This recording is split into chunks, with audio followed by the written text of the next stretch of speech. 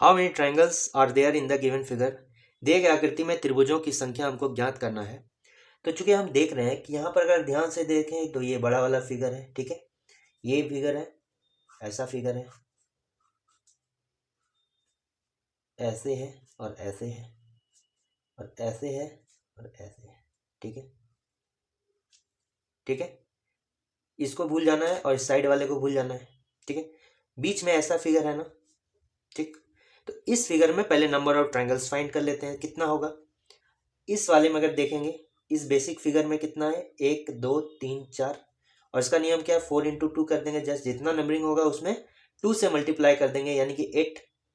इस वाले फिगर में कितना, 8 हो गया, और सेम इसी तरह का है तो इधर भी कितना हो जाएगा, 8 हो गया, ठीक है। अब क्या है, दोनों फिगर को मिला दिए, एक यहाँ पर हो गया और एक कहाँ पर, यहाँ पर हो गया, ठीक है।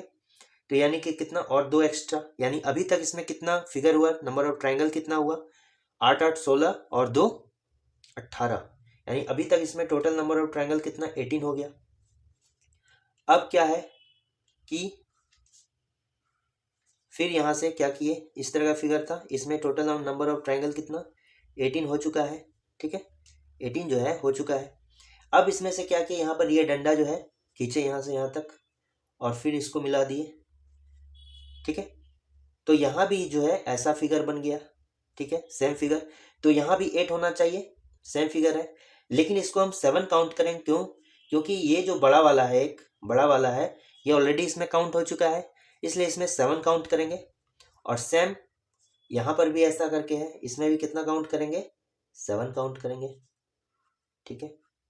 तो इधर 14 हो गया, ठीक। तो इधर 18 और इधर हो गया कितना, 14। तो 18 प्लस 14 कितना हो गया, 32। तो इस फिगर में जो है टोटल नंबर ऑफ ट्रायंगल्स की बात करें तो कितना हो जाएगा, 32 हो जाएगा। Option number B is the correct answer. इसको और दूसरे किस तरीके से सॉल्व कर सकते हैं, ये कमेंट करके जरूर बताएं। The calendar of the year 2005 will be similar to which of the following years. वर्ष 2005 का कैलेंडर जो है निम्न में से कौन से वर्ष के समान होगा। तो कोई भी अगर ईयर है, ठीक है, तो उसको हम क्या करेंगे कि 4 से पहले क्या करेंगे, डिवाइड दे देंगे, ठीक है, और रिमेनिंग देखेंगे कि क्या आ रहा है। अगर रिमेनिंग मेरा 0 आ जाए तो उसमें 28 वर्ष के बाद जो है ये रिपीट होगा कैलेंडर। रिमेनिंग 1 आ जाए तो 6 वर्ष के बाद रिपीट होगा कैलेंडर, ठीक है। 2 या 3 आ जाए तो फिर 11 वर्ष के बाद रिपीट होगा कैलेंडर, ठीक है, बस याद रखना है। तो मेरा 2005 है, तो 2005 को सिर्फ 4 से भाग देंगे तो क्या हो जाएगा, 5 टाइम्स 20, 0 0 5 उतरा 1, इसको 4 हो गया। तो रिमेनिंग कितना हो गया मेरा, 1 हो गया। रिमेनिंग मेरा कितना हो गया, 1 हो गया। जब रिमेनिंग 1 हो गया, यहाँ पर देख रहे हैं, तो 1 जब रिमेनिंग होगा तो कितने वर्ष बाद रिपीट होगा, 6 वर्ष के बाद रिपीट होगा। यानी अगर 2005 का कैलेंडर है तो इसमें +6 कर देंगे तो कितना हो जाएगा, 2011 में रिपीट करेगा, यानी उसके अकॉर्डिंग कितना होगा, होना चाहिए, इसके अकॉर्डिंग जो है 2011 में जो है ये कैलेंडर रिपीट होगा। ये सिलोजिज्म का क्वेश्चन है। यहाँ कह रहा है कि सम मॉक्स आर एग्जाम्स, तो मॉक को एम से डिनोट करते हैं, ठीक है, और एग्जाम का कुछ पोर्शन मॉक के अंतर्गत आता है, ये वाला कॉमन हो गया दोनों में, ठीक है। नेक्स्ट कह रहा है कि some exams are banks, some exams are banks, ये मान लेते हैं एग्जाम हो गया और ये बैंक हो गया है, ये जो है कॉमन एरिया हो गया सम का, ठीक है। नो बैंक इज लोकल, कोई भी लोकल क्या है, बैंक नहीं है, ठीक है, मान लेते हैं लोकल यहाँ पर है, और बैंक और इन दोनों में क्या है, कोई भी रिलेशन नहीं है। अब कंक्लूजन हमको देखना है। सबसे पहले इंपॉर्टेंट बात याद रखना है, यदि मेरा स्टेटमेंट पॉजिटिव है तो मेरा कंक्लूजन हमेशा क्या होगा, पॉजिटिव होगा, और अगर स्टेटमेंट जो है नेगेटिव है तो मेरा कंक्लूजन नेगेटिव होगा। यानी कि अगर स्टेटमेंट में नॉट कहीं पर लगा हुआ है तो कंक्लूजन में भी नॉट या नो या सम नॉट का केस आएगा, ठीक है। तो यहाँ देखते हैं कंक्लूजन क्या कह रहा है, सम मॉक्स आर लोकल, ठीक है, तो लोकल यहाँ है, मॉक यहाँ पर है, इन दोनों में तो कोई रिलेशन नहीं होगा, इसलिए क्या होगा, गलत हो जाएगा, कोई रिलेशन है नहीं है। नेक्स्ट है कि no mock is the local, ठीक है, लोकल का तो बैंक के साथ नेगेटिव रिलेशन है ना, लेकिन हम नहीं कह सकते कि मॉक के साथ है कि नहीं है, ठीक है। इसलिए ये क्या हो जाएगा, गलत हो जाएगा, ठीक है। लेकिन अगर इसमें जो है ये टर्म और नेक्स्ट टर्म, ठीक है, और यहाँ पर क्या ये भी और टर्म कॉमन हो और सम और नो का केस रहे, ठीक है, एक पॉजिटिव का और नेगेटिव का रहे, तो यहाँ पर क्या बनता है, आइदर और का कंडीशन बनता है। या तो मेरा ये होगा या तो ये मेरा नहीं होगा। ये तो सिर्फ संभावना वाली बात हो गई, ये हम नहीं कह सकते हैं कि इसके साथ इसका लोकल का मॉक का क्या रिलेशन है, ठीक है। और दोनों मेरा गलत हो गया, और ये दोनों स्टेटमेंट कंक्लूजन में दोनों टर्म अगर कॉमन रहे और दोनों स्टेटमेंट मेरा गलत हो जाए तो एक पॉजिटिव और एक क्या है, नेगेटिव है, तो उस कंडीशन में मेरा आइदर और का केस बनता है। तो यहाँ पर मेरा क्या हो जाएगा, आइदर 1 और 2 follows. Which two numbers needs to be interchanged to make the given equation correct? तो यहाँ पर एक समीकरण दिया गया है, इस समीकरण में कौन से दो नंबर को आपस में बदलने पर जो है ये इक्वेशन सही हो जाएगा, यानी 20 के बराबर आ जाना चाहिए। अगर रियलिटी में इसको अभी सॉल्व करेंगे तो 20 नहीं आएगा, इसलिए दो नंबर को हमको आपस में एक्सचेंज करके जो है 20 लाना है। कभी कभी किसी इक्वेशन में जो हमको जो सिंबल दिया गया है भागा माइनस, उसको एक्सचेंज करने के लिए बोलता है, लेकिन इस क्वेश्चन में हमको नंबर्स को एक्सचेंज करना है।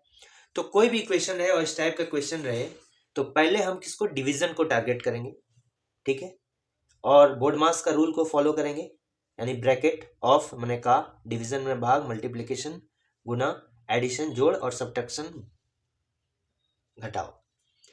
तो अगर डिवीजन को फॉलो करेंगे तो देखते हैं ये 95 डिवाइड बाय 9, तो 95 कभी भी 9 से तो डिवाइड लगेगा नहीं।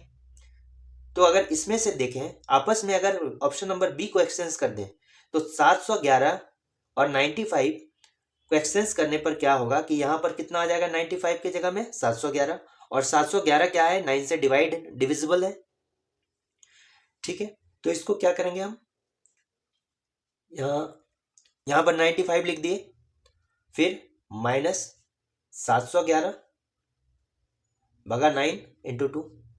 अब इसको अगर सॉल्व करेंगे तो पहले बॉडमास रूल के अनुसार डिवीजन का काम करेंगे, फिर उसके बाद मल्टीप्लिकेशन का, तो 83 प्लस 95 और माइनस ये कितना हो जाता है, इसको भाग देंगे तो इसको 8 टाइम्स 72 होता है, इसलिए 7 टाइम्स कर दिए, और फिर 9 टाइम्स 81, 79 इसका आंसर हो गया, इंटू 2।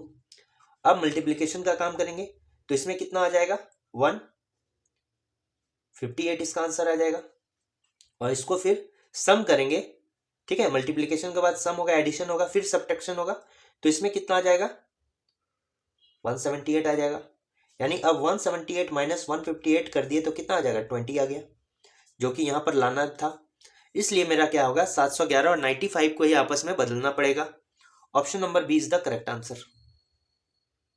क्वेश्चन में कह रहा है कि present age of father is 3 times that of his son. Actually में जो है ये रीजनिंग का भी क्वेश्चन हो सकता है, मैथ का भी क्वेश्चन होगा, लेकिन एज का क्वेश्चन कभी कभी रीजनिंग में डालता है।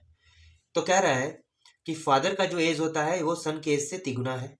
10 साल के बाद जो सन का एज है will be 5 times of the Raman's present age, यानी रमन जो है कोई थर्ड लड़का है, ठीक है, फादर और सन के अलावे जो है रमन थर्ड है, यानी कि फादर और सन का जो एज है ये 3:1 हो गया, ठीक है, यानी इसको 3x तो इसको x ये मानेंगे। फिर 10 साल के बाद जो सन का एज कितना हो जाएगा, x प्लस 10, वो जो होता है रमन का जो प्रेजेंट एज होता है, मान लेते हैं r है, उससे क्या 5 गुना होता है।